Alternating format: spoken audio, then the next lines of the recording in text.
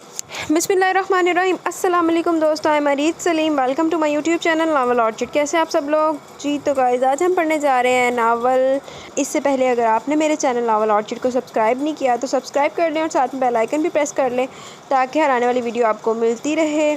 और आइए, इसको आज हमने पढ़ना है कंप्लीट, तो आइए जल्दी जल्दी से पढ़ते हैं। कमरा गहरी नीलगू रोशनी में डूबा खूबसूरत ख्वाबगाह का मंजर पेश कर रहा था। जहाज़ी साइज़ मसहरी पर एक खूब क़यामत महवे ख्वाब थी। इसने दबे कदमों खिड़की से अंदर का रुख किया। आने वाले ने सिर्फ एक सेकंड के लिए इसे देखा और हाथ जेब में डालकर क्लोरोफॉर्म में भीगा रुमाल निकाला और एक हाथ से काबू करके दूसरे हाथ में दबा रुमाल इसकी नाक पर रखकर इसे बेबस कर डाला। लम्हे भर को वो निस्वानी वजूद हिला और फिर साख्त हो गया।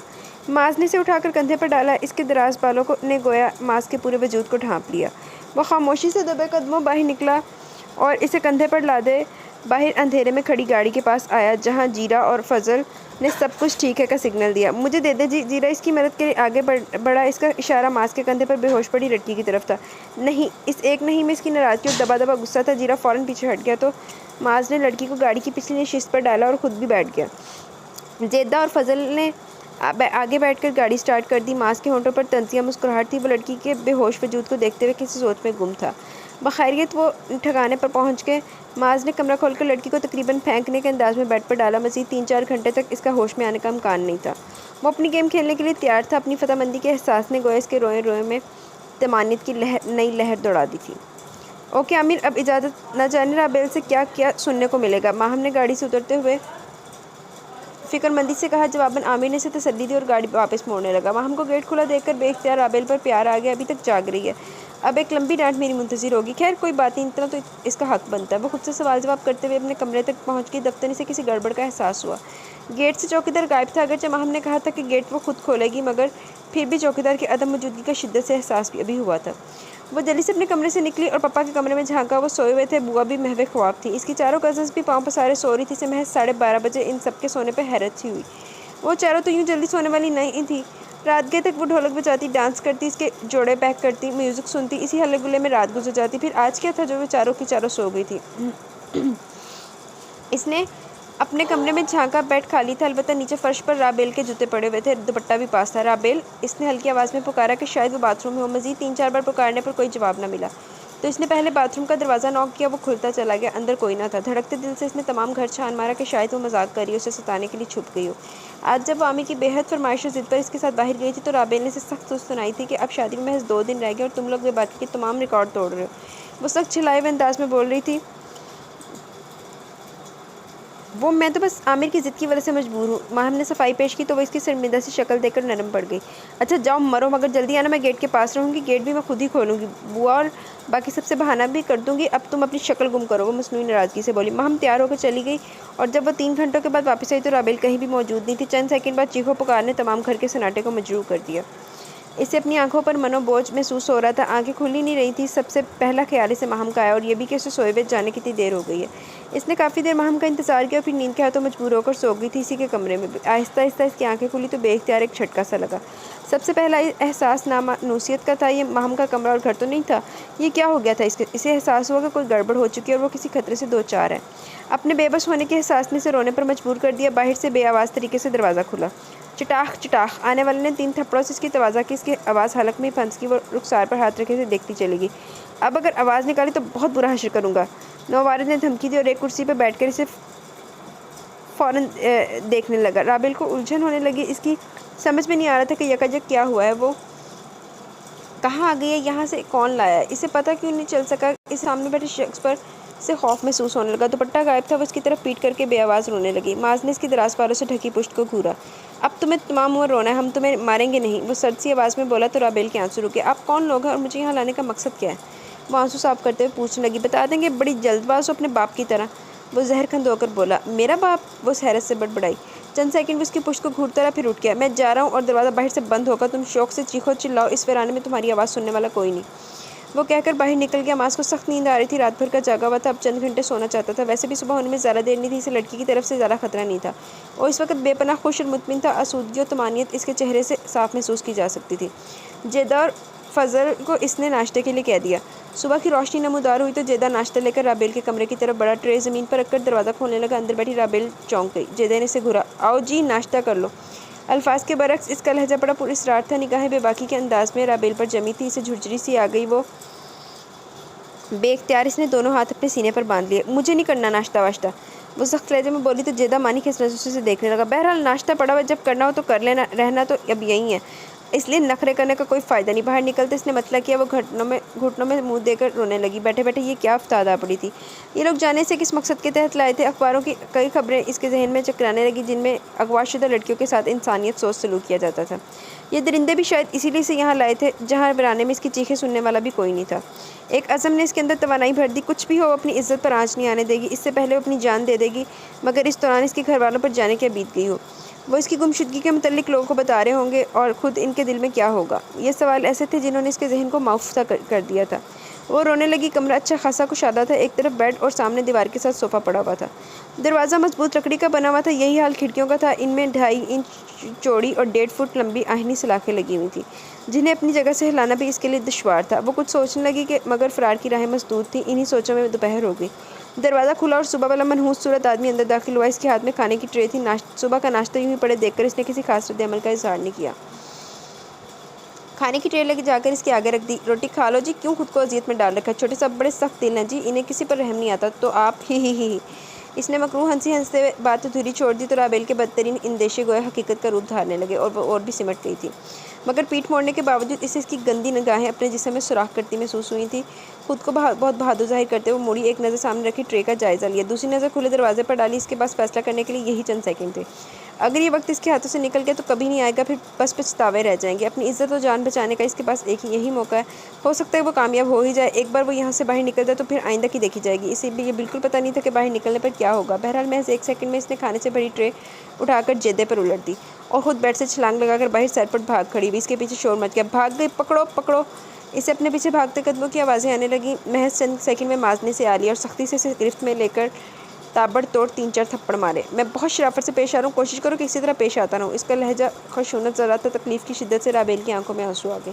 वो इसे वापस इसे कमरे में ले आया और अब खुद भी इसके पास बैठ गया। जाओ दूसरे कमरे में मेरा मोबाइल और अखबार यहीं ले आओ। इसने फजल को हुक्म दिया और गज़बनाक निगाहों से देखने लगा। वो हिचकियाँ ले लेके रो रही थी। अब भागने की हमाकत न करना। यहाँ से 400 गज़ दूर खारदार तारों की बाढ़ है और इनमें बड़की रूह दौड़ रही है। वैसे भी अब ये मौका तुम्हें नहीं दूंगा। वो उंगली उठाई से वार्निंग देता वो बोला। फजल इसे अखबार मोबाइल और अखबार ले आया था। वो टांग पर टांग रखे अखबार पढ़ने में मगन हो गया। साथ साथ एक नज़र इसे भी देख लेता। रात को वहाँ से उठा, बाहर जाकर ज़ोरदार आवाज़ से दरवाज़ा बंद किया। राबेल एक मिनट पर फिर ज़ोर ज़ोर से रोने लगी। रोते रोते वो नींद की वादियों में उतर गई। कहीं भी नहीं है। अस्पताल तक छान मारे, कहाँ जा सकती है भला। असद और रैनी आपस में बातचीत कर रहे थे। मुझे तो ये कोई और सिलसिला लगता है। समझ में नहीं आ रहा कि खाने में बेहोशी की दवा किसने मिलाई थी। ये ज़रूर यहाँ दाद की कारस्तानी है। कल से वो भी गायब है। आज महम की बारात और राबेल की गुमशुदगी का राज रहस्य लोगों पर भी खुल जाएगा। इसके चचा चाची बहुत परेशान हैं। चची का ख्याल है कि राबेल किसी अपने चाहने वाले के साथ भाग गई होगी, मगर मेरा नहीं ख्याल। आखिर भागने के लिए इसने हमारा घर ही क्यों चुना। वो महम की अजीज़ तरीन सहेली है। इसके किरदार की पुख्तगी का मैं भी कायल हूँ, फिर भी समझ नहीं आती वो कहाँ गई। 2 दिन हो गुजर चुके हैं। महम के घर वाले बहुत परेशान थे। महम पार्लर तैयार होने चली गई थी, मगर इसका ज़मीर अपनी गलत बयानी पर इसे मुसलसल कचौके लगा रहा था। इसने मम्मा पापा से ये बात छुपा ली कि बारात अपने कमरे में राबेल को छोड़कर आमिर के साथ बाहर गई थी। शर्म ने इसे झूठ बुलवाया था। वो खुद को कसूरवार समझ रही थी कि अगर वो ना चाहती तो शायद ये हादसा ना होता। असद साहब का इरादा इसकी रुखसती के बाद पुलिस में रिपोर्ट करवाने का था, क्योंकि वो इनके घर से गायब हुई थी। इसके चचा भी अपने तौर पर भाग दौड़ कर रहे थे। दोपहर सर पर आ गई थी। इसका अंदाज़ा से कमरे में आती सूरज की रोशनी से हुआ। कोई इसी तरफ आ रहा था। दरवाजे को बड़ी जल्दी से खोला गया। माज उजलत में अंदर आ गया। आइए चचा हुजूर। साथ ही इसने किसी को अंदर आने को कहा। इसने बाहर खड़े किसी शख्स को पुकारा तो एक बारेश आदमी अंदर आ गया। ओह, तो ये है इस सांप की बेटी जिसने हमारे ख़ानदान की खुशियों को डस लिया। अब इसे मज़ा आएगा जब बेटे की बारात लौटेगी। क्या क़यामत गुजरेगी इस वक्त इसके दिल पर। न्याज बेरहमी से बोला। राबेल को इसकी गुफ्तगू का एक लफ्ज़ भी पल्ले ना पड़ा। भला वो किसकी बेटी की बारात से मुतल्लिक़ कह रहे थे। वो किस खाने में फिट बैठती थी।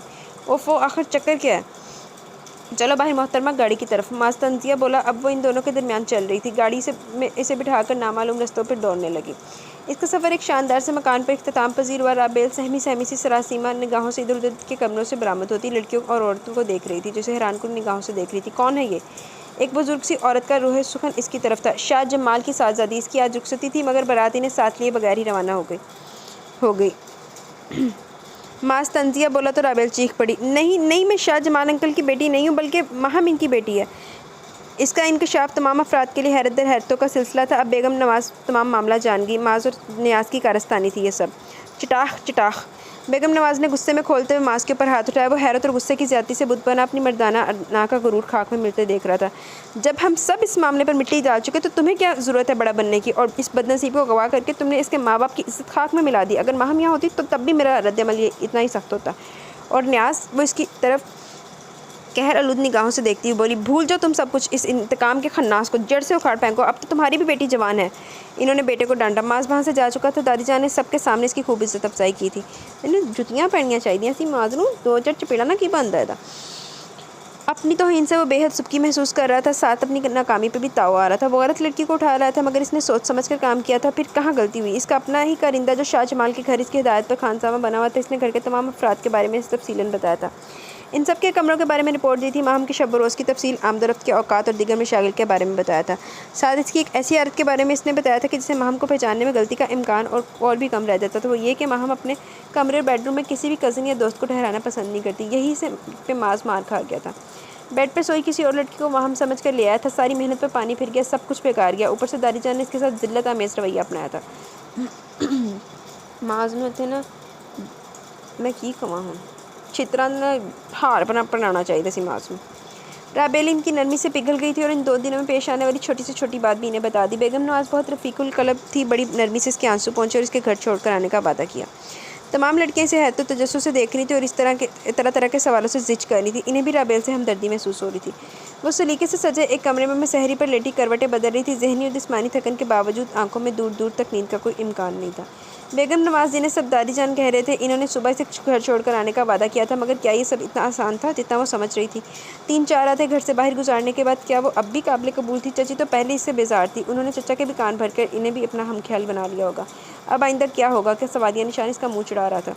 इस शानदार बिस्तर पर गोया कांटे चुभ रहे थे।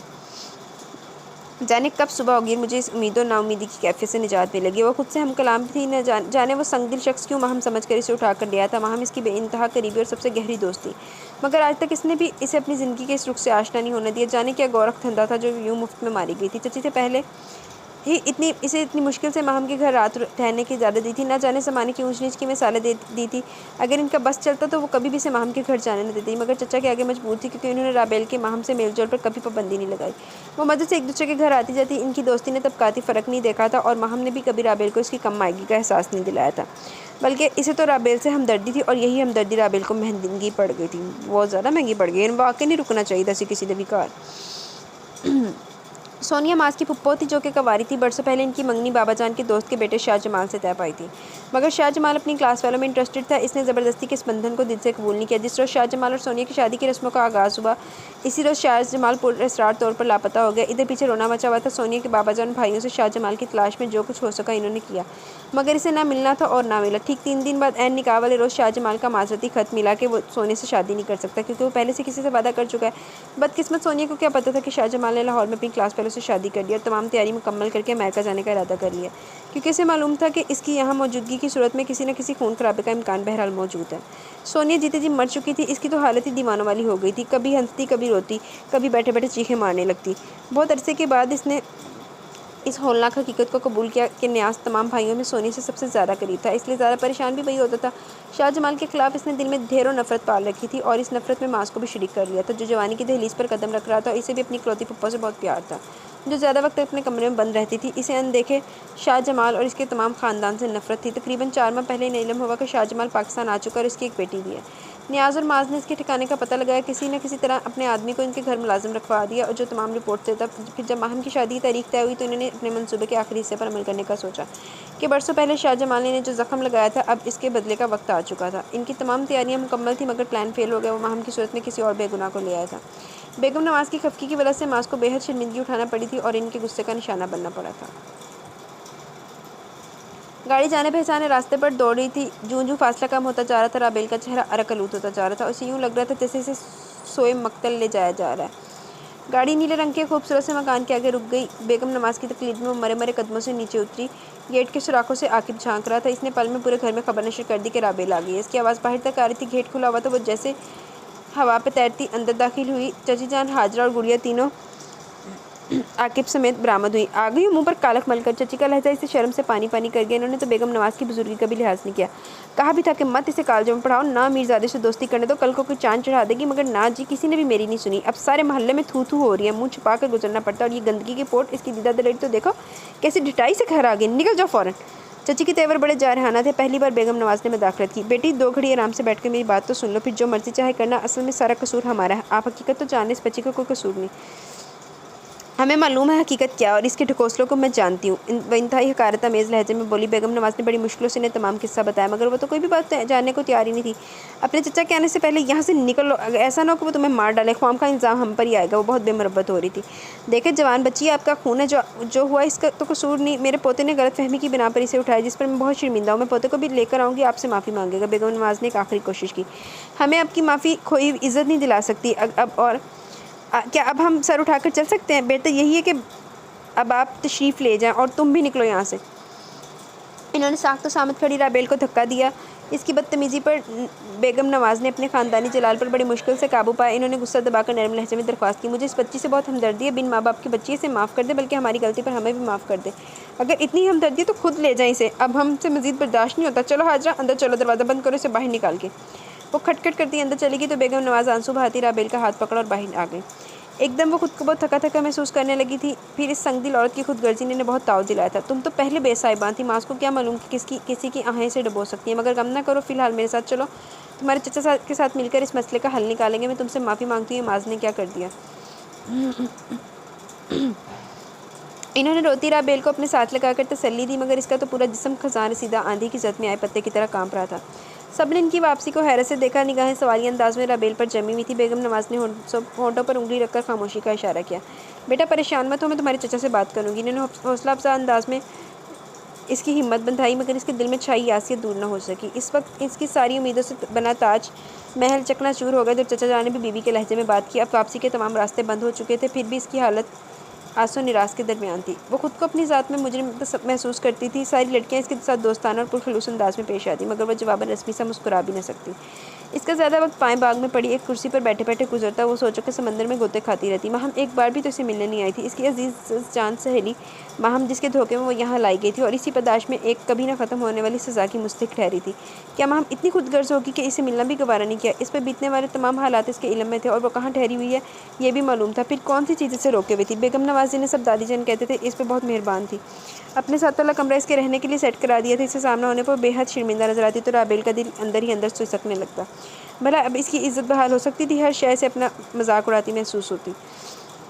एक दिन दादी जान ने इसे ढेरों किताबें दी। इसने पैसे पुष्ट किए बगैर बिना ले ली और लाकर कमरे में रखती। वो तकिया मुंह पर रखे सिसक कर रो रही थी। जब दरवाज़ा आहिस्ती से खुला, ताहिरा बेगम अंदर दाखिल हुई। इनके दिल को कुछ होने लगा। इन्होंने आहिस्ती से सीधा किया तो वो सहम कर एकदम चुप होगी। बताओ ना मैं क्या करूँ, जब तुम्हें इस तरह रोते देखती हूँ ना तो कलेजा कटने लगता है। माज है तो मेरा बेटा, मगर ना जाने इतना इंतकाम जिद और जोश के इसके अंदर किसने भरा जिसका तुम निशाना बनी हो। मजलूम की दुआ सीधा अर्श पर पहुँचती। तुम अपने लिए दुआ मांगा करो, ऊपर वाले के हर काम में कोई ना कोई मसलियत होती है। हो सकता है किसी में कोई बेहतरी हो। तुम खुदगर्ज रिश्तों के लिए रोती हो जिन्होंने तुम्हारी बात को सुनना गवारा नहीं किया। इस चचा के लिए रोती हो जिसने भाई की बेटी का भी लिहाज नहीं किया। यहीं पर वो बोल पड़ी। वो मेरे सगे चचा नहीं है, दूर परे के चचा। मेरे असली चचा तो स्टेट में रहाइश पजीर है। आंसू पहुँचते हुए बोली। दुख तो इस बात का कि मैं नाकाबिलियत पार ठहरी हूँ। मेरी सफाई भी मौत पर नहीं है। तुम बहुत अच्छी लड़की हो। रोना धोना छोड़ो और आराम से सो जाओ, इस यकीन के साथ कि ऊपर वाले ने तुम्हारे हिस्से में खुशियाँ ज़रूर रखती छोड़ी हैं। मैंने मास की वो खबर ली है कि सारी ज़िंदगी तौबा करेगा। नालायक, तुमसे माफ़ी मंगवा कर छोड़ूंगी। आखिर में इनका लहजा हल्का फुल्का हो गया। राबेल बमुश्किल तमाम मुस्कुराई। उन्होंने इसकी पेशानी चूमकर खुदा हाफिज़ कहा। राबेल की मम्मा का इसकी पैदाइश के फ़ौरन बाद ही इंतकाल हो गया। पापा ने जूतू करके 4 साल इसका साथ निभाया। बेपनाह सिगरेट नोशी के बायस इनके गुर्दे का बलस वक्त ही जवाब दे गए थे। इनके बाद वो अपने चचा रमीज़ के पास आ गई। जब वो 9 साल की हुई तो वो बीवी बच्चों समेत स्टेट चले गए और राबेल को अपने एक कज़न के हवाले करके। राबेल के ददियाल में कोई जिंदा न था सिवाय चचा के, और ननियाल में भी ऐसा ही सिलसिला था। नाना नानी तो इसकी सूरत ही न देखती थी। एक खाला थी जो कराची में थी, कभी कभार ही मिलना मिलाना होता। इन्हें अपने मसाइल से फुर्सत न थी। महंगाई के ज़माने में 6 बच्चों का साथ था। वो राबेल के बोझ को कैसे लाती। सो ये बोझ परवेज़ के हिस्से में आया। मुफ्त की नौकरानी हाथ आ गई थी। सो खूब काम करवाया जाता। इन मुश्किल और नामसाद हालात में भी वो तालीम जारी रखे हुए थी और इसका इरादा BSc मुकम्मल करके कहीं जॉब कर लेगी। कम से कम 1-1 रुपये के लिए तो किसी के आगे हाथ नहीं फैलाना पड़ेगा। चची को तो राबेल से खुदा वास्ते का बैठ था। वो जल्द से जल्द से शादी के बहाने दफ़ा करना चाहती थी और अपने अजीज़ों में इन्होंने रिश्ता भी देख रखा था, मगर इससे पहले ये तलख राह क्या रोनमा हो गया। इससे पहले राबेल अपने सगे चचा रमीज़ की वापसी उम्मीद पे ज़िंदगी के दिन काट रही थी। वैसे इनसे कोई तवक्का रखना अबस था। इन्होंने एक बार भी तो इसे राब्ता न किया, ना ख़त लिखा था, न जाने वो किस आस पे उम्मीद लगाए हुए थी। दिल खुशफहम को तसल्ली के फ़रेब में रखना भी तो ज़रूरी था। खाला ने भी पलट कर खबर न ली कि किस हाल में हो, वो क्यों और किससे शिकवा करती। अब हालात की सितम ज़रीफ़ी ने एक अजनबी ख़ानदान के दर पर ला फेंका था, और वो भी किस बेबस अंदाज में कि वो शिकायत का एक लफ्ज़ भी ज़ुबान पर न ला सकती थी। आज मेरी आँखों में दिल के लरज़ीदा ऐवानों में, ख्वाब के शुबस्तानों में आंसू क्यों आए, तुम याद क्यों आए, दिल के आसपास दर्द ही दर्द रहा, तू ही मेरे पास मेरे गम हमदम रहा। रात भर ये दरिया चढ़ता रहा, गम ही गम बिखरता रहा, दिल मेरी यादों के साथ बहलता रहा बहलता रहा। राबेल एक नई शायरा की किताब पढ़ रही थी। इसे यूँ महसूस हुआ कि इसके दिल के तमाम ज़ख्मों को इस शायरा ने लफ्ज़ों की लड़ी में परो दिया है। दादी जाने से बहुत अच्छी अच्छी किताबें दी थी। इसने हत्तुल मकाम और सूफियात में खुद को फंसाकर ज़िंदगी गुजारने की जद्दोजहद जारी रखी हुई थी। कभी कभी रमीज़ चचा से रब्ता रखने की ख्वाहिश हमकने लगती, मगर दिल महसूस कर रह जाती कि इनका एड्रेस तो इसके पास था ही नहीं। सिटिंग रूम में हंसने बोलने की आवाज़ें आ रही थी। इसे तानिया ज़बरदस्ती घसीट के ले आई। अजीब धमा चौकड़ी मची हुई थी। जैसे ही वो अंदर दाखिल हुई, जैसे सबको जैसे सांप सूंघ गया। माज उठ गया। ज़ाहिर तो वो सबके साथ थी, मगर जहन कहीं और भटक रहा था। माज को इसने 3-4 बार देखा था। हर बार नफरत का एहसास दो चंद हो जाता। बोगनविलिया की बाड़ की पडली तरफ वो तकरीबन छुप कर बैठी हुई थी। बज़ाहिर तो यूं ही लग रहा था, मगर हकीकतन ऐसा ना था। वो असर की नमाज़ और तिलावत से फारिग हुई तो तब से इधर बैठी थी। बहुत अरसे बाद इसने दिली सुकून महसूस किया था। चचा के घर में वो बाकायदगी से नमाज़ पढ़ा करती थी। इस वाक़े के बाद इसने अल्लाह से खुदा से शिकवा करना शुरू कर दिया था। मोहब्बत के लहजे में से पुकारना वो भूल गई थी। दस जाने इसके जहन मुंतशिर सामानी महसूस करके धीरे धीरे इसकी ब्रेन वॉशिंग शुरू कर दी। दुखों और गमों से घबराना नहीं चाहिए। इन्हीं हालात में अपने पराई की पहचान होती है। अल्लाह गम देकर आजमाता है। दुख तकलीफ मुसीबत में वो अपने प्यारों को ही मुब्तला करता है, और इंसान की बसात से ज़्यादा बोझ किसी पर भी नहीं डालता। बेशक इंसान को गम में मुब्तला करके वो अपने प्यारों का इम्तिहान लेता है। मुझे देखो, जब क़याम पाकिस्तान का ऐलान हुआ तो मेरी इस वक्त नई नई शादी हुई थी। हम नागपुर में रहते थे। पाकिस्तान की मोहब्बत इतनी शदीद थी कि अपना घर बार, ज़मीन जायदाद और जमा जमाया कारोबार छोड़कर हिजरत की। रास्ते में हमारे काफ़िले पर बलाइयों ने हमला कर दिया। मेरे शौहर समेत तकरीबन तमाम ख़ानदान शहीद हो गए। सिर्फ एक मामू बचे। हम दोनों लाहौर आ गए।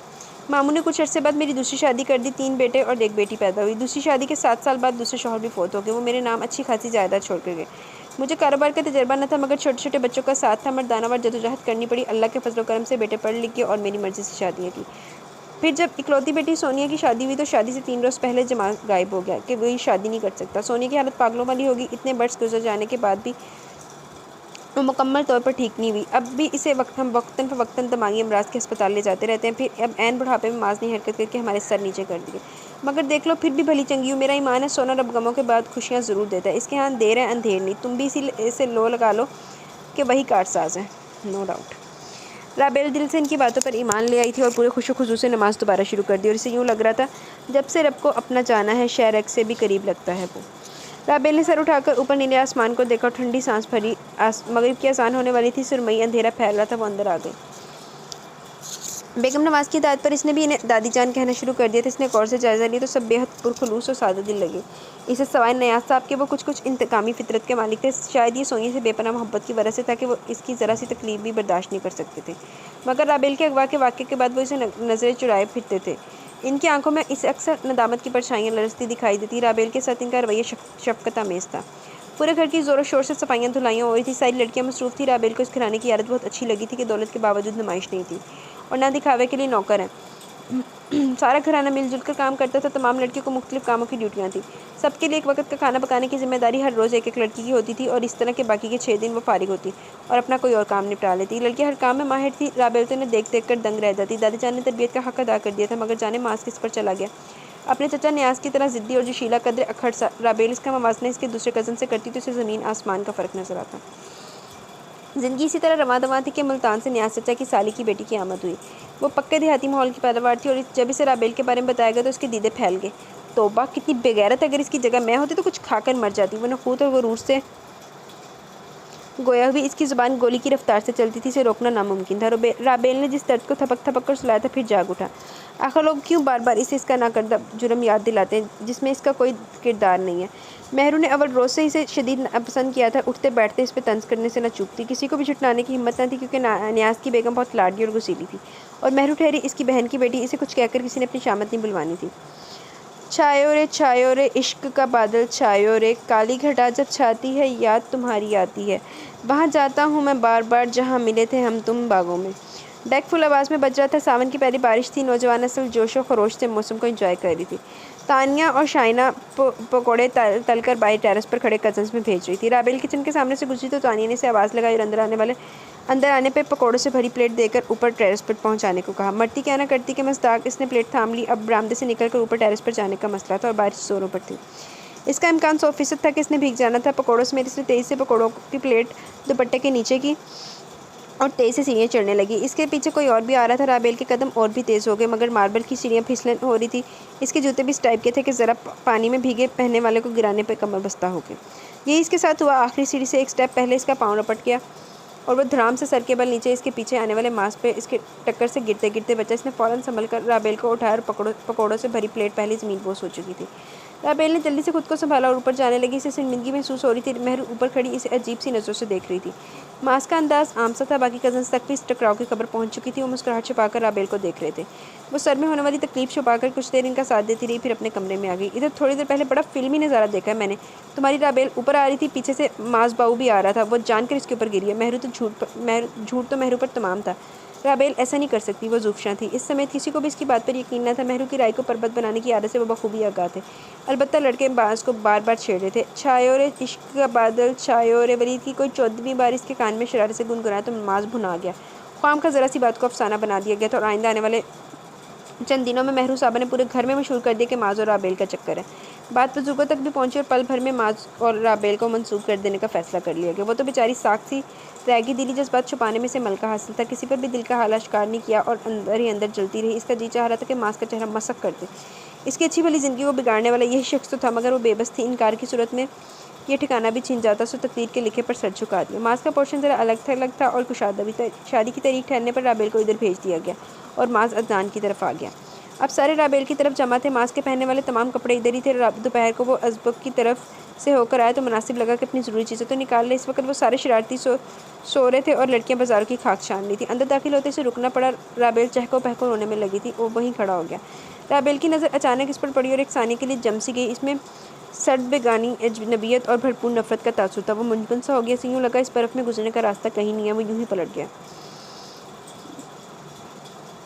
मास का दिल बेहद बुरा सा हो रहा था। राबेल ने इसके साथ पाकिस्तान टूर्स पर जाने से इनकार कर दिया। इसके बहाने इतने शानदार होते कि वो अश कर उठता। इस बार इसका कहना था कि इसे घर से बाहर निकलते ही खौफ आता। वो चुप हो गया। सच तो ये था कि अपनी गुज़िश्ता हरकत पर वो नादिम था, मगर माफ़ी मांगते हुए इसकी मर्दाना आना को धचका लगता था। वरना राबेल की खामोशी और गुरेज का सबब इसे भी मालूम था। इसकी गर्मजोशी के जवाब में वो जामत सर्द रवैया वो झंझला जाता। सच था इसे गलती हो गई थी, मगर गुजरा वक्त कहाँ वापस आ सकता। वो बेपनाह चाहतों से अपने जुर्म का कफारा अदा करना चाहता था, मगर तावान लेने के वो मूड में नहीं थी। शादी के फ़ौरन बाद इसने बड़े चाव से सैर का प्रोग्राम बनाया, जिसमें पाकिस्तान के तमाम पुरफ़िज़ा मुकामात शामिल थे, मगर राबेल ने साथ जाने से इनकार कर दिया। उस समय वो अकेला ही चला है। मालन जब्बा के सुरमई माहौल, झील साफुल मलूक के किनारे मरी की बर्फ़ से ढकी चोटियों को तकते वादी सवात में घूमते हुए इसे बेहद याद आई। वो न जाने कब और कैसे इसके अंदर तक उतर चुकी थी। इसने हर जगह से राबेल के लिए खरीदारी की। जे एड्डा ही तेनू उनदे नाल अपनी गलती का एहसास है तो माफ़ी मांगने में क्या जाता है। माफ़ी मांगने में तो छोटा तो नहीं होइएगा ना। क्या दफ़ा होता है हार ले, बल्कि और फेस करना चाहिए। उसने इतना फेस किया, अब तुम्हारी बारी है। राबेल ने इतनी आसानी ना माफ़ करी नहीं थी। मैंने तेन माफ़ करना। इसे आज 1.5 घंटे से ज़्यादा गुजर चुका था जब मम्मा ने इसके सर पर बम फोड़ा। माज राबेल कहीं चली गई, कहाँ मालूम नहीं, मगर क्यों मालूम नहीं। इसे हर जगह मुमकिन जगह तलाश किया गया, वो कहीं नहीं है। मैं बहुत शर्मिंदा हूँ कि हिफाजत न कर सकी तुम्हारी अमानत की। मम्मा इसने ऐसा क्यों किया। इसे घर ने तो इसे बहुत मोहब्बत और इज्जत दी थी। मास का लहजा टूटा सा था। रात के 2:30 बज रहे थे। वो तकिया बाजू में दबोचे सामने दीवार पर लगी राबेल की तस्वीर को देख रहा था, जिसमें वो दुल्हन बनी रेवरात से लदी फंती खासी होशरुबा लग रही थी। इसके लिबास की सरसराहट, चूड़ियों की गुनगुनाहट, रेशमी शराबे की तमाम नज़ाकतें गोया इस कमरे के एक एक चीज़ में बस गई थी। वो कैसे सोता हर तरफ वही थी। टेलीफोन की घंटी बजी। राबेल ने फ़ोन उठाया। हेलो हेलो राबेल से बात करनी है। मैं ही राबेल हूँ। राबेल मैं महम बोल रही हूँ। अब कि वो अपनी असल आवाज़ में बोली थी तो खुशी छुपाना नामुमकिन हो गया। राबेल फ़ौरन जिस तरह भी आ सकती हो आ जाओ, मगर इसको पता नहीं चलना चाहिए। हरी अप प्लीज़, ये लोग बहुत जालिम है। किसी भी तरह यहाँ से निकलो। ओके मैं आ रही हूँ। राबेल ने रिसीवर क्रेडल पर रखा और किसी की नज़रों में आए बगैर निकल गई। घर से निकलते हुए इसने कुछ भी तो ना सोचा वो अब किसी की बहू और किसी की बीवी है। महम यह एक हैरत इसकी मुंतज़िर थी। सचमुच अगर वो गलती पर नहीं थी तो ये रमीज़ चचा ही थे। बेशक बूढ़े हो गए थे, मगर वो धोखा नहीं खा सकती थी। जिस बेताबाना तरीके से इन्होंने इसे गले लगाया, इससे इसके सच की तस्दीक हो गई थी। चाचा जान, आपने लौटने में बहुत देर कर दी। आपने क्यों भुला दिया मुझे। अब क्या अपनों के साथ ऐसे किया जाता है। आपने मेरी सारी उम्मीदों को तोड़ दिया। इनसे मिलकर होते हुए बार बार कह रही थी और वो शर्मिंदगी के गहरे गार में गर्क होते जा रहे थे। बहुत देर बाद वो नॉर्मल हुई तो इसे साथ लेकर सोफे पर बैठ गए। समझ में नहीं आता कि कहाँ से शुरू करूँ। गलत फहमियों की एक तवील दास्तान है। महम की ज़ुबानी मुझे तुम्हारी तमाम बातों का इल्म हो चुका है, बस इत्तेफाक से ये मुझे मिल गई। मैं कमालुद्दीन की तरफ एयरपोर्ट से आते ही गया। इन्होंने मुझे बताया कि तुम घर से ज़ेवरात और लाखों की नकदी समेत कहीं गायब हो गई हो। इसी वक्त महम आ गई और इस छूट का पोल खोल दिया। वो दोनों मियाँ बीवी आएँ बाएँ शाये करने लगे। तुम्हारी खफकी बजाय मगर जो मेरे साथ गुजरी वो भी तो सुन लो। तुम बचपन की दहलीज पर खड़ी थी जब मैं तुम्हें यहाँ पूरी तरह मुतमिन होने के बाद छोड़ कर गया था। मैं हर हफ्ते तुम्हें फ़ोन करता रहा। मेरा इरादा था वहाँ मुकम्मल तौर पर सेट होने के बाद तुम्हें बुलवा लूँगा। हर माह मैं तुम्हारे खर्चे के लिए एक माकूल रकम भिजवाता रहा। जब तुम 15 साल की हुई तो मैंने तुम्हें फ़ोन किया और कहा कि मैं तुम्हें अपने पास बुलवाना चाहता हूँ, मगर तुमने इनकार कर दिया। यही वो बोल पड़ी। मगर मैंने शुरू के 3-4 माह के बाद आपका कोई फ़ोन रिसीव नहीं किया। मेरी सुन लो फिर अपना कहना। खैर मैंने सोचा कोई बात नहीं, तुम जो कमालुद्दीन के घर में ज़्यादा खुश हो। मैं हर माह तुम्हें जो रकम भिजवा रहा था तुमने कहा कि इसमें इजाफा किया जाए। तुम्हारे खत मुझे मिलते रहे। 4 माह पहले मुझे तुम्हारी फ़ोन कॉल रिसीव हुई। तुमने कहा मैं मेडिकल कॉलेज में ज़ेरे तलीम हूँ, खर्चा पूरा नहीं होता। मैंने फ़ौरन 5 लाख भिजवाया और इसके बाद मैं हर माह एक ठीक ठाक रकम तुम्हें भिजवाता रहा। कुछ दिन पहले मैंने सोचा ज़रा जाकर तुमसे मिल तो लूँ, देखूँ तो कि तुम कितनी बड़ी होगी। यहाँ का कमालुद्दीन ने तो एक अजीब सी दास्तान सुनाई कि अगर ये बच्ची माहम मुझे ना मिलती तो जाने कब तक मैं अंधेरों में रहता।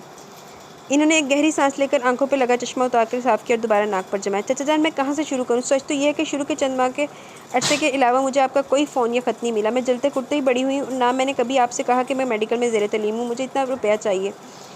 मैं तो वहाँ एक एक रुपये के लिए तरसती रही, अपने मन को मारती रही और अंदर ही सोच कर घुलती रही कि मेरे इकलौते चचा को भी मेरा ख्याल नहीं है।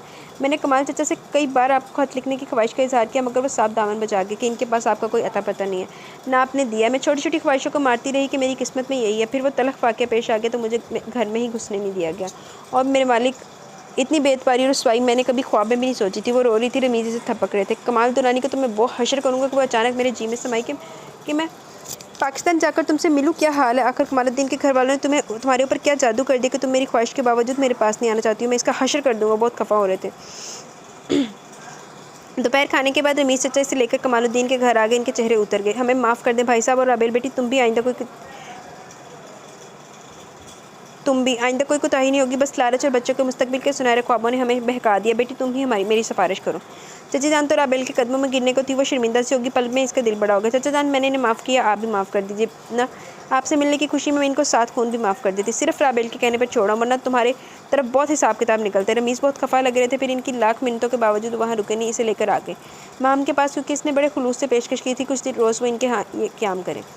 इधर इनके आने के बाद कमालुद्दीन और इसके घर वाले जान बच जाने पर शुक्र कर रहे थे। इनकी बेटी हाजा जो तकरीबन राबेल की हम उम्र थी, वो राबेल बनकर फ़ोन रिसीव करती और ख़त लिखती रही। इसके पास लंबी चौड़ी फरमाइशों की लिस्ट होती है और आए माह पैसे बढ़ाने का मुतालबा होता है। ये सब वो माँ बाप के कहने पर कर रही थी। रमीज़ के जो ख़त और टेलीफोन आते राबेल की बजाय वो रिसीव करती है। अब सब घर वालों का ख्याल था कि रमीज़ अब कहाँ पाकिस्तान आना है। अगर वो आ जाते तो इसका इंतज़ाम भी मुकम्मल था, मगर ऐन वक्त पर माहम की आमद ने गड़बड़ कर दी और इनका मनसूबा फ्लॉप हो गया। रमीज़ ने एक एजेंट से बात की तो इसने 1 हफ्ते के दौरान मकान इन्हें दिलाने का वादा कर लिया। तब तक वो माहम के हामिम मुकीम थे। ज़रा फुर्सत की घड़ी मैसर आई तो माहम ने इसे माजरत की। सच चाबी इस वाक़े के बाद हम सब सहम गए थे, वरना बड़ा दिल चाहता था तुम्हें मिलने को, मगर इन दुश्मनदारियों ने कहीं कभी नहीं रखा। पापा की बरसों पहले की गलती ये रंग दिखाएगी, कभी सोचा भी न था। मेरे बजाय तुम शिकार बन गई, इस बात का अफसोस रहेगा। तुम आमिर से पूछ लो, मैंने कितनी बार इसे कहा कि किसी भी तरह सही एक बार राबेल से मुलाकात हो जाए। तुम्हें क्या खबर कि कितने जतन करने के बाद तुम्हारा नंबर मिला। इस बात का भी डर था कि शायद तुमसे कोई बात भी ना कराए।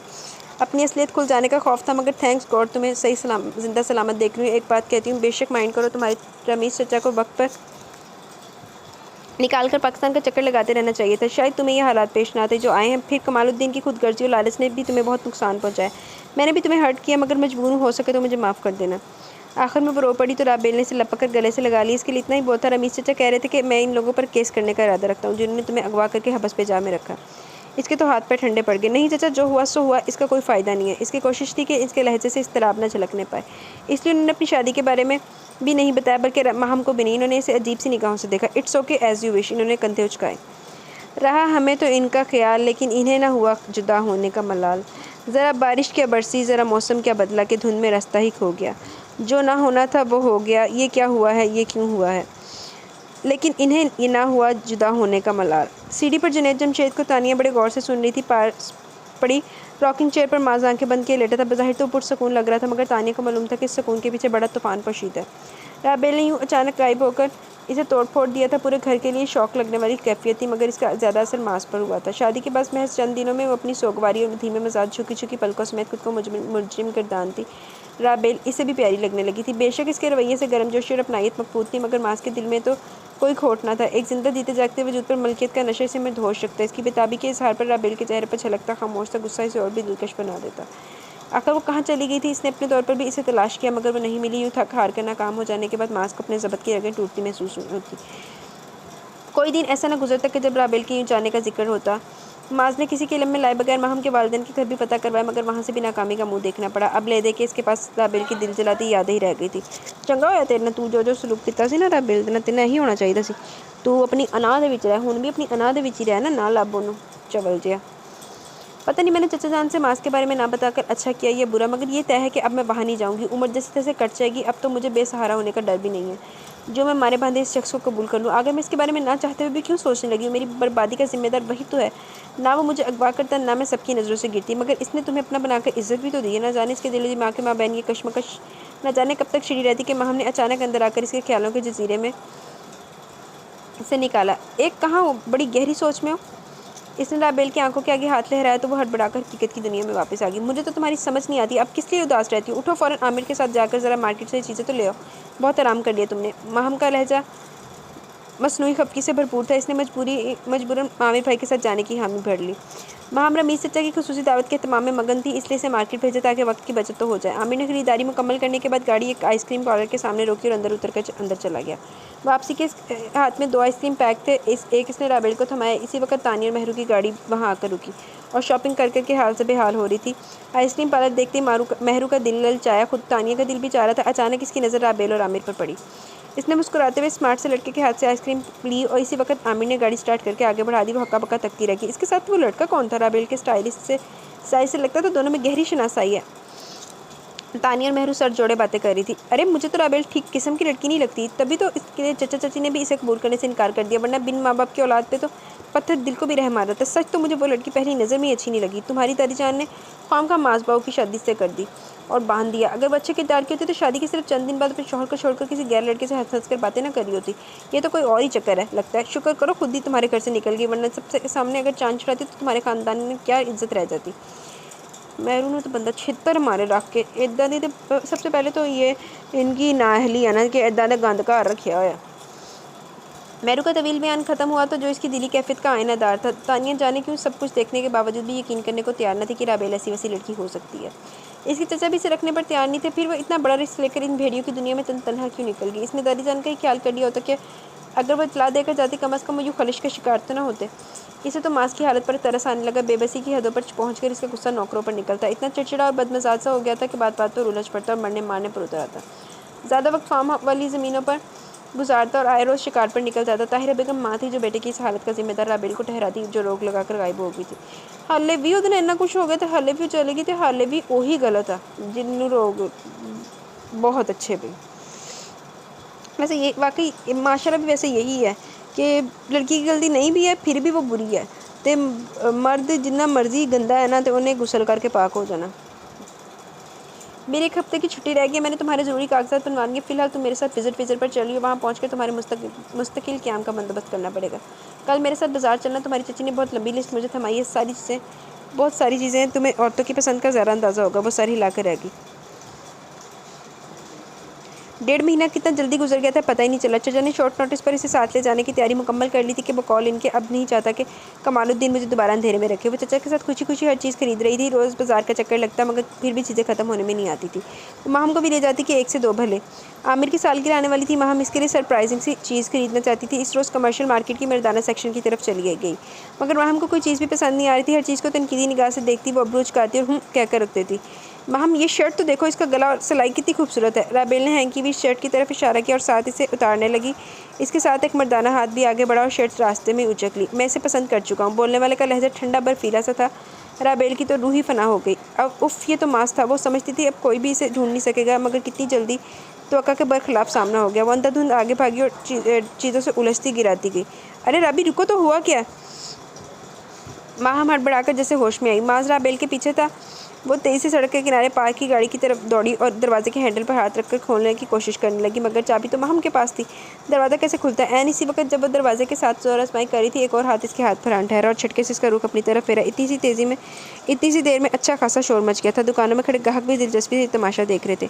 माहम चीज़ों के शापर्स वहीं दुकान पर छोड़कर राबेल की तरफ भाग रही थी, जो मुसलसल बचाव बचाव की आवाज़ पूरी कुव्वत से निकाल रही थी। अच्छी खासी भीड़ जमा हो गई थी। शोमाई किस्मत एक पुलिस मोबाइल भी इसकी तरफ आ रही थी। माज ने फ़ौरन अपनी गाड़ी का दरवाज़ा खोला और जलती निगाह से राबेल को देखा। कहाँ तक भाग सकोगी? वो कहकर जन से गाड़ी निकाल कर ले गए। क्या हुआ? कौन था वो? और ये इसकी इस हरकत का क्या मतलब है? रंग रंग की आवाज़ें थी। अरे भाई साहब, होगा कोई गुंडा। अकेली लड़की देखकर पीछे लग गया होगा, शायद अगवा करने की नीयत हो। कोई और बोला। वैसे जवान और हसीन लड़की को अकेले बाहर नहीं निकलना चाहिए। सब अपने अपने अंदाज में हमदर्दी कर रहे थे। हमने पुलिस वैन को परेशानी से देखा। इनके सवालों से जान छुड़ानी मुश्किल थी। तकरीबन आधे घंटे बाद इन्होंने अपनी तसल्ली करने के बाद दोनों को जाने दिया। ओ गॉड, आज तो बाल बाल बचे। राबेल, वो कौन था जिसने इतने इस्तेकाक से तुम्हारी कलाई थामी थी? माँ, हमने खौफसदा सी राबेल का चेहरा जांचा। मम्मा, मुझे नहीं पता। मुझे क्या पता? इसकी आवाज़ कब कब आई। इसने दानिस्ता माहम से निगाहें चुरा ली। मुझे तो कोई पागल लग रहा था। बल्कि नहीं, पागल ऐसे नहीं होते, सुटेड बुटेड स्मार्ट से गाड़ी रखने वाले। राबेल, एक बात तो बताओ, कहीं ये वही तो नहीं शख्स नहीं जो मेरे धोखे में? माहम की बात अधूरी रह गई क्योंकि इसकी आंखें आंसू से लबरेज हो गई। उसका सर नफ़ी में हिल गया।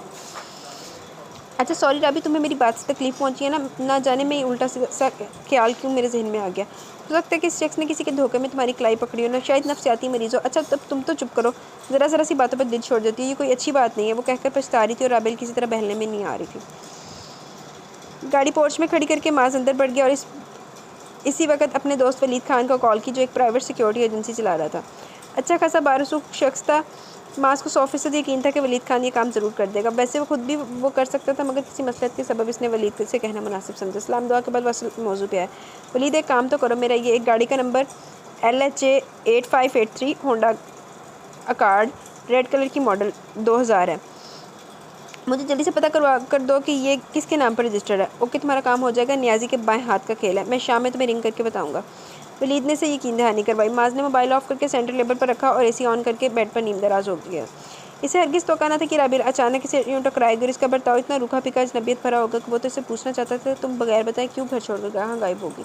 मगर इसका रद्दमल इतना शदीद था, वो कुछ कहने की पोजीशन में नहीं रहा। ऊपर से लोग भी जमा हो गए। इसे अपनी परवाह नहीं थी, मगर राबेल को देखकर तरस आ गया। जितने लोगों के सामने तमाशे के ख्याल से घबराई जा रही थी, वरना वो इसकी ठीक ठाक खबर लेता। माज ने इसकी गाड़ी के नंबर जहन नशीन कर लिया। अब कहाँ भाग कर जाओगी? इसने यूँ दांत पीसे जैसे इसके नीचे राबेल हो। बहुत दिन के बाद बेकरार दिल को तसल्ली मिली थी। इसे दोबारा मिलने का ख्याल बड़ा सुरूर अंगेज था। आज किसी दरवाज़ा चिड़चिड़ाया तो उसने बेख्तियार सर मोड़कर देखा। मेहरू खड़ी थी। आ जाएं भाई। वो सीधा हो गया। वो झिझक रही थी, साथ इसका अंदाज बड़ा मोहतात सा था। वो मुबहम निगाहों से देख रही थी। एक बात करनी है मुझे आपसे माज बाऊ। इसके माज बाऊ कहने पर मुस्कुराया। ठीक है करें, फिर मैं हम्मातन गोश हूँ। वो पूरी तवज्जो से इसकी तरफ मतवज्जा था। मेहरू ने इसे रोज़ आइसक्रीम पार्लर के सामने वाली मडभेड़ के बारे में बताया तो वो चौकन्ना हो गया। इसके साथ एक बड़ा प्यारा सा लड़का भी था। दोनों हंस हंस कर बातें कर रहे थे। इस लड़के ने राबेल को आइसक्रीम भी खिलाई थी।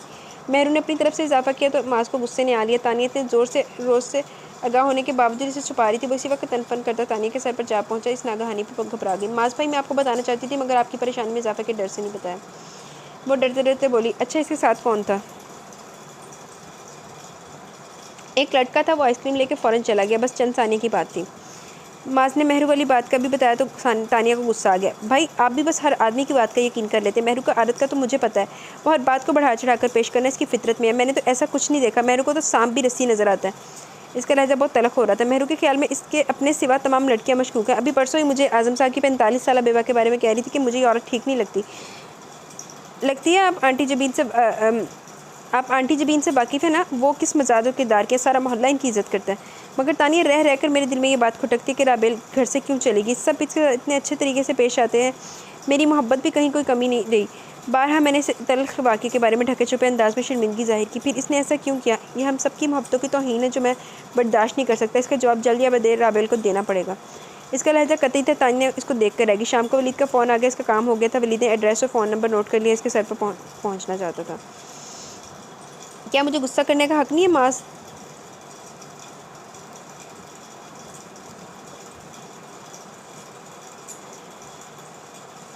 नहीं, यहाँ रह गया।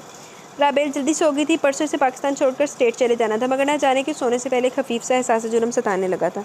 इसे माँ से अपना टकराव याद आ गया। वो कितने गुस्से में था।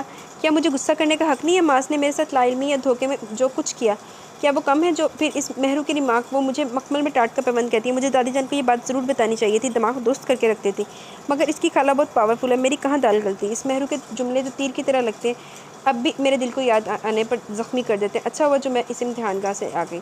सोचते सोचते वो नींद की आगोश में चली गई। महरू ने खड़ो के पैर मार देंदी होती। मास की ज़बानी पूरी कहानी सुनने के बाद महम के मुँह से बेख्तियार ओ माय गॉड निकला। तौबा, कितनी गहरी लड़की है गहरी है ये लड़की। मुझे अपनी शादी की हवा भी नहीं लगने दी, कोई बात भी तो नहीं की। मेरी तरह रमीज़ अंकल भी लाइल है, मैं अच्छी खबर लूँगी इसकी। वो मुठिया बार बार खोल और बंद करी थी। मास जब वलीद के दिए गए एड्रेस पर पहुंचे तो आमिर से मुलाकात हुई। जब इसे अंदर लाया तो महम पहली नज़र में इसे पहचान गई। तारुफ होने पर वो घबराई भी कि शायद वो यहाँ भी किसी इंतकामी कार्रवाई के सिलसिले में आया, मगर इसे होने वाली गुफ्तगू से इसका ये खदशा भाप की तरह उड़ा। मास तो बहुत अच्छा था, जाने इस वक्त मेरे जहन पर इंतकाम का भूत शिद्दत से क्यों सवार हो गया। जब मैंने ये हरकत की, असल में नियाज़ चचा फुप्पो से बहुत मोहब्बत करते हैं। हम अपनी दानिश में इस तरह करके अपनी तस्कीन करना चाह रहे थे, मगर दादी जान ने तो खूब लताड़ा और महज मेरी वजह से राबिल नफरत का निशाना बनी। मैं चाहता हूँ कि आपके और मेरे दरमियान ख़ानदान के माबैन बरसों पुरानी रंजिशों का खात्मा हो जाए। इसके लहजे में सचमुच खुलूस था। हम सब भी यही चाहते हैं, मगर इसका क्रेडिट में बिल वास्ता राबेल को देना पड़ेगा कि वो फिर से दो ख़ानदानों को जोड़ने का सबब बनी है। माहम ने कहा, अब रमीज़ अंकल को भी सारी बात बतानी पड़ेगी, क्योंकि कल इन मोहतरमा की फ़्लाइट है। शुक्र करें मिल गई, वरना बैठे बैठे हाथ मल रहे होते। माहम ने इसे छेड़ा तो मुस्कुरा दिया। वैसे ये बात मुझे भी उलझन में डाली है कि इसने घर क्यों छोड़ा। ज़रूर इसके पीछे कोई वजह होगी। अब ये वजह कल ही मालूम होगी। मैंने इसकी ठीक ठाक क्लास लेने का प्रोग्राम बनाया। नहीं मास भाई, ऐसा मत कीजिएगा, राबी ने बहुत दुख से हैं। ऐसा वैसा ख्याल अगर आपके जहन में है तो निकाल दें। माहम ने फ़ौरन राबेल की तरफदारी की तो आमिर और मास दोनों मुस्कुरा दिए। अरे पापा जल्दी करो, देर हो रही है, फ़्लाइट मिस ना हो जाए कहीं। माहम गाड़ी में बैठी चिल्ला रही थी। रमीज़, आमिर और वो तीनों राबेल का इंतज़ार कर रहे थे। बिलाखिर वो आ गई सूजी सूजी आंखों समेत। राबेल खामोशी से पिछली सीट पर बैठ गई और आमिर ने गाड़ी स्टार्ट कर दी। रमीज़ अंकल को भी बताकर इन्होंने साथ मिला लिया था। इनको भी मास के आमिर के हम मुलाकात हो गई थी। वो इन्हें दिल से पसंद आया था। अभी ने राबेल को यहाँ छोड़कर जाते हुए सचमुच कोई डर या अंदेशा नहीं था। इसके पास मास जैसा मजबूत सहारा और मुखलिस साथी था। वो आंखें बंद किए सीट से पुश टकाए बेआवाज़ रो रही थी। मोहतरमा में कितनी अना है, फूट भी दे कि मैं नहीं जाना चाहती, मुझे उतार दे, हकीकत बता दे, बच्चू छोड़ूंगी नहीं। माम ने दिल में दांत कचकचाए। गाड़ी रुक गई तो राबेल ने आंखें खोल दी कि शायद एयरपोर्ट आ गया और बिछड़ने का मरहला आम पहुंचा। कहीं इसकी आंखें धोखा तो नहीं खा रही। ये तो नवाज मंजिल की सफ़ेद मार्बल से बनी इमारत थी, था कि सामने नेम प्लेट भी इसी नाम की थी। इसने दोबारा आंखें मली कि शायद ये शराब हो। गेट खुल गया था और गाड़ी सिर्फ रविश को पार करती अंदर जा रही थी। उफ़, इसकी तो रूह ही फना होगी। सामने अंदरूनी दरवाजे के बाहर सब खड़े थे। पहले रमीज़ चचा उतरे और बेगम नवाज़ की तरफ बढ़े। मैं आपकी अमानत ले आऊँ, कुछ ताख़ीर होगी, अगर ये मुझे बता देती तो ऐसा न होता। आप जो चाहें सजा दें। इसका लहजा बहुत पुरसकून था। इनका बहुत पुरसकून था। माम ने तकरीबन ज़बरदस्ती इसका बाजू पकड़कर बाहर निकाला। राबेल का तो वो हाल था कि काटो तो बदन में लहू नहीं। मारे शर्मिंदगी इसका बुरा हाल हो रहा था। इसने जो बात छुपाई थी वो धूम धड़क्के से खुलकर सामने आई थी। रमीज़ चचा के पास वक्त नहीं था। वो सबके स्टार्ट के बावजूद कुछ खाने पीने पर राज़ी नहीं हुए। हम सब बहुत जल्द पाकिस्तान आएंगे, तब आपकी मेज़बानी का लुत्फ़ उठाएंगे। और राबेल को इस उम्मीद और यकीन के साथ छोड़े जा रहा हूँ कि वो यहाँ बहुत खुश रहेगी। वो सबसे मिलकर आकर मेरे नजरें झुकाए साथ खड़ी राबेल की तरफ मुड़े और इसे अपने साथ लगा लिया। बेटा, बेटियाँ अपने घरों में अच्छी लगती हैं, आइंदा ऐसा मत करना। मैं तुम्हारे बाप की जगह हूँ, मेरी इज़्ज़त का ख्याल रखना। और ये लो, ये तुम्हारी और मास की सलामी है। इन्होंने 2 टिकट और 1 चेक इसके हाथ पर रखा। दोनों जल्द आना, मैं इंतज़ार करूँगा। इन्होंने इसका माथा चूमा। सब एक जुलूस की शक्ल में इन्हें एयरपोर्ट छोड़ने गए। किसी ने भी राबेल से कोई पूछगछ नहीं की। सब इस तरह थे कि जैसे कुछ हुआ ही ना हो। दादी जान ने कितनी देरी से लिपटाए रखा और वो शर्मिंदगी में भीगती रही। सब कितने आला ज़र्फ़ थे, इसे कोई सवाल नहीं किया गया। दादी जान ने मास को भी रोक दिया था कि किसी भी किस्म के सवाल जवाब की ज़रूरत नहीं, इसने अनजाने में कम अक्ली में ऐसा किया है। इनके सामने तो मैं खामोश रहा, मगर बाद में तानिया के सामने से खूब दिल की भड़ास निकाली। इधर बादल गरज रहे थे और इधर वो बरस रहा था। नादिर ने हस्बे मामूल अपना पसंदीदा रिकॉर्ड लगा दिया और मास को छेड़ रहा था। राबेल को यूँ लगा जैसे वो यहाँ से कहीं गई ही नहीं थी। वही मौसम था, वही माहौल था। किचन से सूंधी सूंधी खुशबुएं उठ रही थी और पकौड़ों के लिए वैसी छीना झपटी हो रही थी। बस महरू की कमी थी, वो हफ्ता भर पहले ही चली गई थी। चलो फसाद दी जड़ तो निकली, उन सुकून होएगा कार्ज। राबेल के दिल से अभी भी डर दूर नहीं हुआ था, क्योंकि मास नजरें मिलाए इसे खशमगी निगाहों से देखता था, जैसे कच्चा ही चबा जाएगा। सोमिया ने पकौड़ों की भरी प्लेट राबेल के हाथ में थमाई। जाओ ये मास को दो।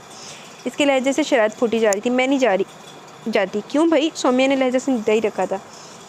बस ऐसे वो इसे रुख मोड़ कर खड़ी हो गई और सिंक में पड़े बर्तनों से छेड़छाड़ करने लगी। दूसरे दिन माहम और आमिर आए। इन्हें बड़े एहतराम और मोहब्बत से अंदर ले जाया गया और खातिर में अदालत हो रही थी। इसका क्रेडिट बजा तौर पर मास को जाता था। वो सब असद साहब के घर के वो बहुत शर्मिंदा थे। सोनिया भी गई थी और खाली खाली नज़रों से असद को देखती रही, जो गर्दिश वक्त के बाइस बहुत बदल गया था। बहरहाल अब सारी रंजिशें ख़त्म हो गई थी। जल्द से जल्द आमिर और माहम ने इन दोनों को डिनर की दावत दी। माहम तो राबेल से बात ही नहीं कर रही थी। तौबा कितनी घुन्नी हो तुम, मुझे बताया ही नहीं। अब वो अभी तक शिकवा के ना थी। ये क्या बताएंगी? कमर्शियल मार्केट में मुझे देखकर ऐसे भागी जैसे मैं कोई उफरियत हूँ। मास भी साथ था। माहम और आमिर हल्की बुदाबादी में रुखसत हो गए। लड़कियां बाहर पड़ी चीज़ें पहले से मेट कर अंदर रख चुकी थी। महकमा मौसमियात वालों का कहना था कि बड़ी शदीद बारिश होगी। दोपहर के खाने की तैयारियां हो रही थी। आज बड़ा इत्माम था।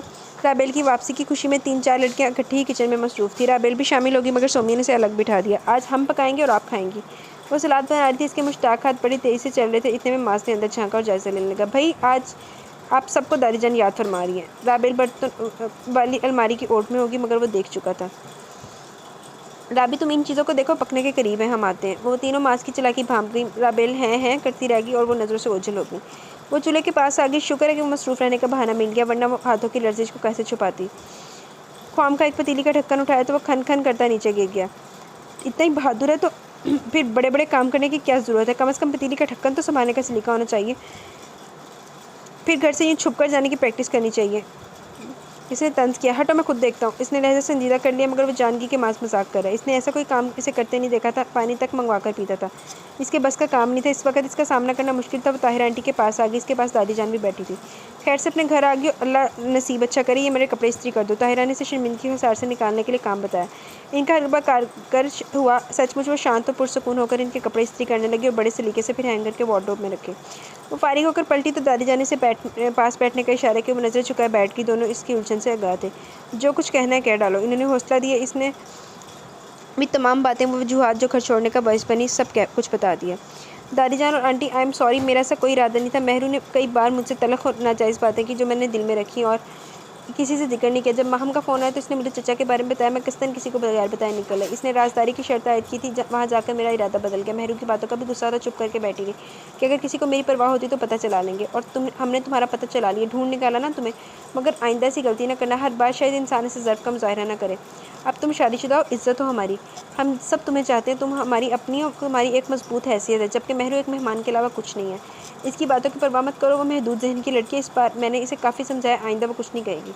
वो हल्के फुल्के अंदाज में बोली तो राबेल इनके खलूस और ज़र्फ पर एक बार फिर शर्मिंदा होगी। अब जाओ, सब में बैठो, देखो मौसम कितना खूबसूरत हो रहा है। लड़कियां बालियां तो बड़ा लुत्फ़अंदोज़ होती हैं, तुम भी जाओ। ताहिरा ने प्यार से इसके माथे पर आए बाल पीछे किए। राबेल को अपने अंदर एक नई तवानाई दौड़ती महसूस हुई। शीशे की खिड़कियों के बाहर बरसती बारिश का नज़ारा बड़ा दिलफरेब था। सबज़ लॉन, सबज़ घास, सबज़ पौधों के पस मंज़र में ये सफ़ेद इमारत की बड़ी भली लग रही थी। सारा माहौल निखरा निखरा सा था। इसे अपनी ज़िंदगी पर छाया जमूद यकलख्त हटता महसूस हुआ। दिल हर किस्म के अंदेशे से पाक एक नई लय पर धड़क रहा था। इसने दाखिली कमरे का दरवाज़ा खोल दिया। बारिश के मुँह ज़ोर बछाड़ी से भिगो गई। सामने फैले घास के वसी मैदान में नौजवान नस्ल बेफिक्री से बारिश इंजॉय कर रही थी। ए अब्रे करम, ए अब्रे करम, इतना बरस के वो कहीं भी अब जा ना सके। नादी दरवाजे से झांकती राबेल को देख चुका था। तभी तो हमें रुश्ती के गाने की बेदर्दी से टांग मरोड़ी।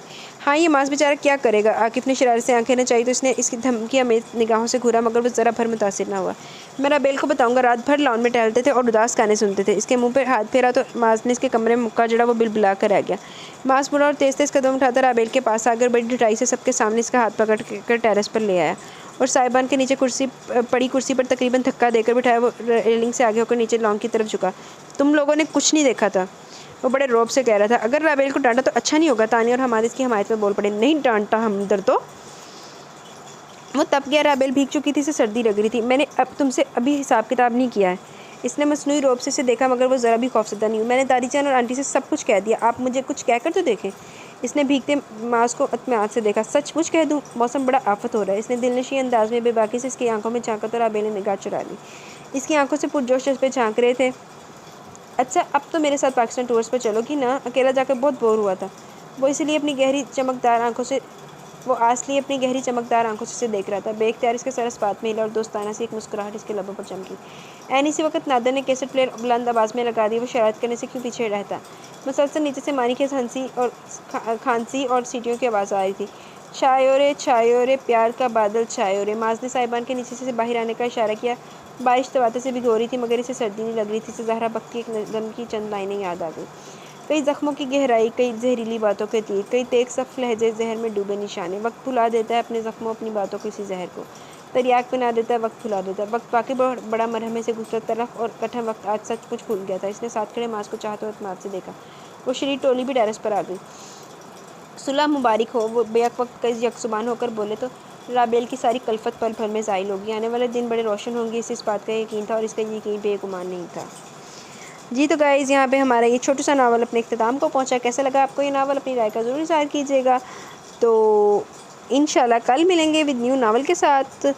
तक के लिए मुझे अपनी दुआओं में बहुत सारा याद रखें, अपना बहुत सारा ख्याल रखें। अल्लाह हाफिज़।